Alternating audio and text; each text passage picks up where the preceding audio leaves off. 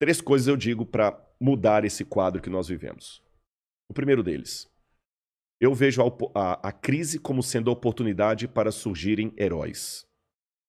Segundo, até que me deem sapatos novos, eu vou continuar usando os que eu tenho.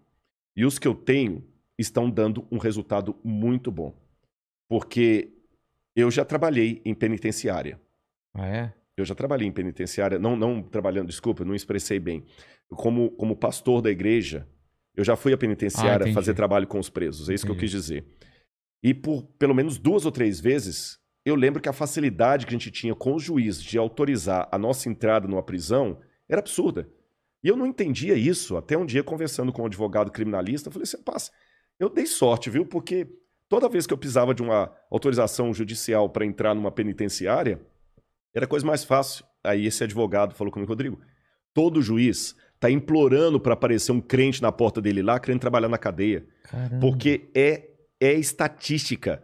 Quando começa a aparecer Bíblia na cadeia, cria imediatamente uma ala dos crentes. Todo carcereiro quer trabalhar ali, porque a ala dos crentes é a que menos dá trabalho para eles.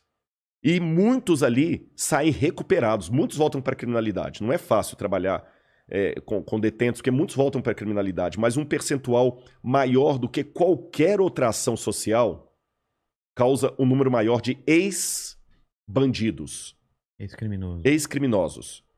É por isso que, em que pese a minha paixão pela literatura, quem leu meu livro vê que eu trabalho com fontes primárias.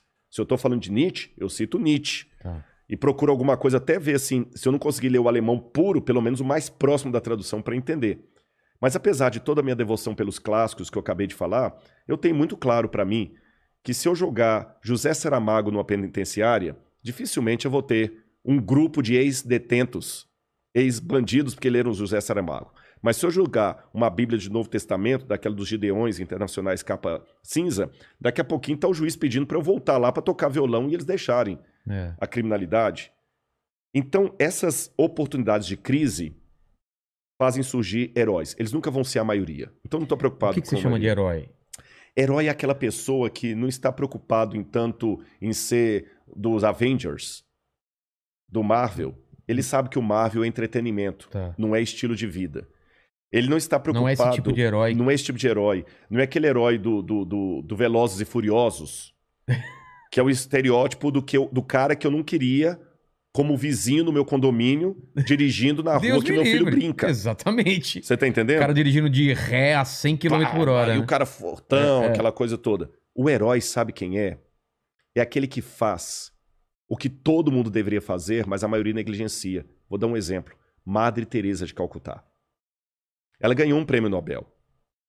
O prêmio Nobel de Madre Teresa de Calcutá é o poder heróico dela, que ao mesmo tempo revela a fragilidade da humanidade, porque o que Madre Teresa fez é o que todo mundo de sã consciência deveria fazer.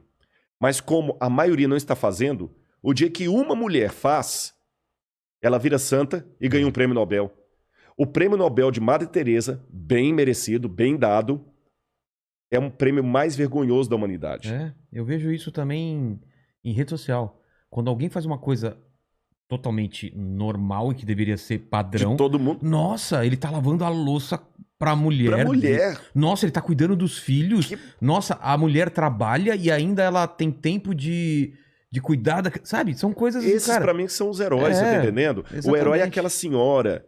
Que tá lá fazendo todo dia, 5 horas da manhã, com o risco de pegar Covid no metrô, porque ela não tem nada a ser a máscara e tudo, e sustentando os filhos, porque o safado do marido já abandonou ela com os 5 filhos no bucho ali. E ela tá ali trabalhando de sol a sol, pegando energia de onde não tem. Você tá entendendo? Essa mulher é a heroína. Porque às vezes... Sorrindo na maioria das vezes, com alegria, né? A gente tem aquele espectro de herói muito Marvel. E a gente traz isso pra realidade. Que é uma coisa até individualista e até egocêntrica, né? Não diz que uma vez o Mike Tyson tava num avião. E aí começou uma turbulência e a aeromoça chegou pra ele. Dizem que essa história é verdadeira, viu? Pelo menos a fonte que me deram. E a aeromoça falou pra ele assim, senhor, por favor, senhor Tyson, por favor, coloque o cinto, né? Aí ele falou assim... Yes. Não, tem a voz, ele falou assim, super-herói não precisa de cinto para voar. Ela falou, tá bom, super-herói também não precisa de avião. Mas se o senhor que tá aqui, então coloque o cinto. Então, quer dizer, a gente tem essa ideia. Para mim, esses são os heróis. E eles não precisam ser a maioria. Aí eu vou falar de novo com a linguagem bíblica. Deus não precisa de todos. Uma pessoa com Deus se torna maioria e pode fazer uma revolução. E se você olhar ao longo da história... Ele sempre levantou algumas pessoas. E né? são pessoas que mudaram o mundo. E aí, a partir disso... E são pessoas improváveis, na maioria das vezes. Né? A maioria. O fraco. É.